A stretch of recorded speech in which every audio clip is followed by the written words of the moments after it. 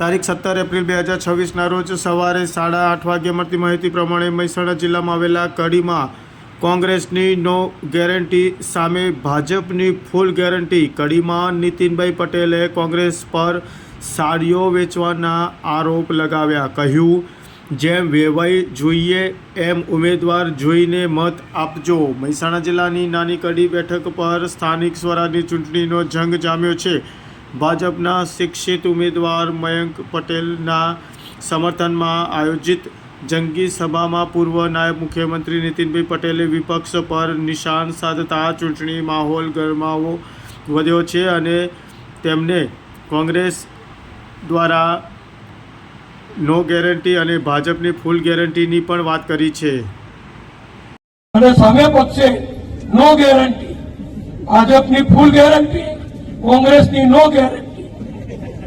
ખ્યાલ આવ્યો બધાને? તો તમારે ગેરંટી લેવી જોઈએ અને નો ગેરંટી લેવી કહો।